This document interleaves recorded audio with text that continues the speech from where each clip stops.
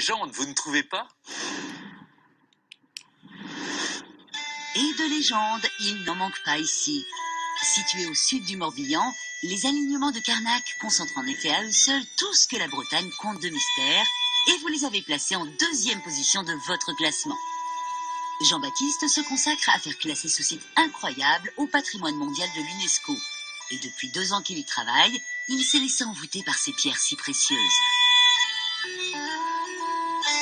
On peut être que fasciné par l'énergie qui a été déployée à l'époque du néolithique pour tailler cette pierre et la transporter bien avant la roue. Bien avant l'utilisation des métaux, 2000 ans avant les pyramides d'Égypte. On est vraiment sur le témoignage d'une période extraordinaire de l'histoire de l'humanité. Pour prendre la mesure des alignements de Carnac, il faut prendre de la hauteur. Car il faut bien comprendre qu'on ne parle pas ici d'une centaine de pierres. Elles sont des milliers. 3000 pierres levées frappent les imaginations. Et cela sur 4 kilomètres, mais il y en avait davantage, puisque la mer a recouvert un certain nombre de mégalithes. Elles sèment des petits cailloux tout le long du chemin. Il faut reconnaître qu'il y en a tellement qu'ils finissent par faire partie du décor à Carnac. Il y en a même qui poussent dans les jardins. Dans ce hameau situé en plein cœur des alignements, Jean-Baptiste rencontre Olivier, le maire de Carnac, qui a toujours vécu ici. Ce village est très caractéristique de la façon dont le site s'insère dans la vie de notre commune. Regarde, ici tu as un cromlech qui traverse la route et qui est dans 2 propriétés privées. Un cromlech, c'est un cercle de pierre. Et si Olivier en parle avec autant de facilité, c'est que depuis toujours, les mégalithes sont le quotidien du village. On vit au milieu des pierres millénaires le plus naturellement du monde et elles font un terrain de jeu incroyable pour les enfants. Alors d'abord, quand j'étais enfant, il n'y avait pas ces barrières. On avait le droit d'accéder, je dirais, en totale liberté au site et on montait sur les menhirs, ce qui est totalement interdit aujourd'hui. On jouait à cache-cache dans les menhirs. Mais c'était aussi un lieu qui effrayait un petit peu les enfants parce que je me souviens de mon grand-père qui me disait de ne pas se promener tard la nuit sur le site mégalithique parce que on pouvait croiser les Korrigans, ces petits lutins des légendes bretonnes qui étaient certes très farceurs, mais qui pouvaient aussi être assez cruels.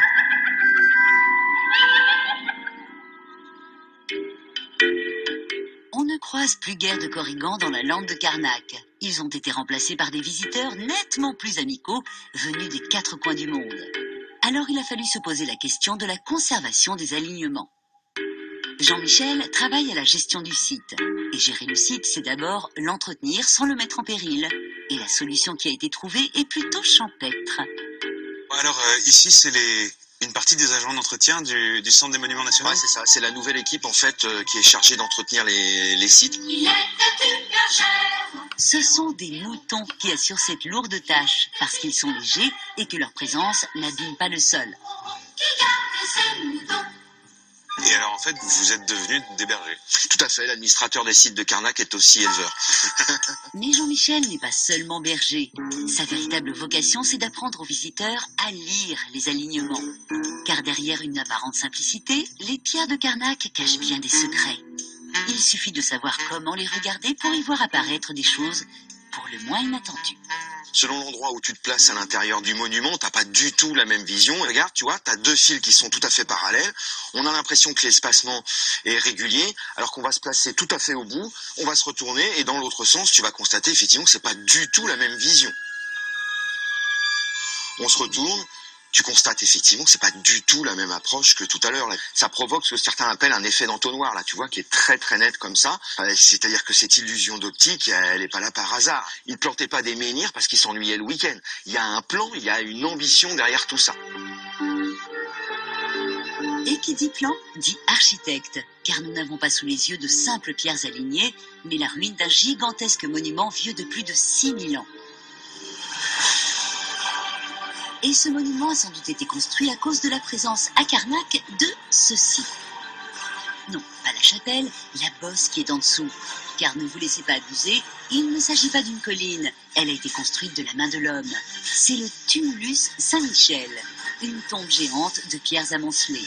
2000 ans avant les Égyptiens, il s'agit tout simplement de la plus ancienne pyramide de l'humanité. Cyril travaille au musée de préhistoire de Carnac. Il parle chaque fois du tumulus avec la même passion.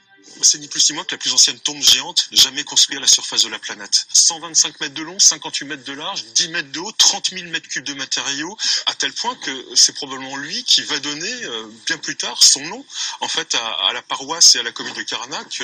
Voilà, Carnac en breton, c'est le lieu pierreux, c'est le lieu du tas de cailloux. Donc Carnac, c'est le tumulus Saint-Michel. Alors en venant à Carnac, faites d'une pierre deux coups et ne manquez pas cet élément unique qui fait partie intégrante du site des alignements, au point peut-être d'en être la première pierre. Aujourd'hui, le sommet du tumulus est fermé au public. Mais à titre exceptionnel, Jean-Baptiste et Cyril nous donnent le privilège d'accéder à ce point de vue incroyable. Il faudrait avoir un cœur de pierre pour ne pas être sensible à ce témoignage de nos arrière-grands-parents. Et les pierres de Carnac ont leurs fans.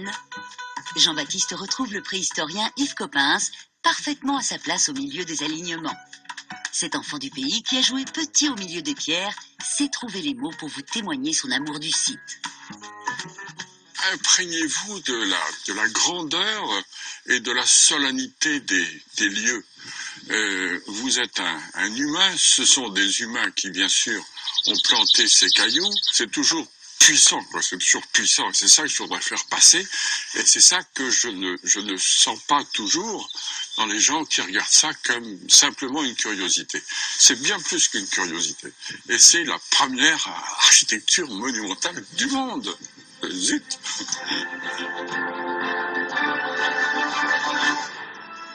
Mais sait-on seulement pourquoi elles sont là, ces pierres ? Carnac est loin d'avoir livré tous ses secrets, et au fur et à mesure que des collègues travaillent sur ces grands monuments, ils se rendent compte qu'on en sait beaucoup de choses, mais pas autant qu'on le pensait. Pour en savoir plus, le mieux est peut-être de venir chercher vos réponses dans ce lieu prodigieux.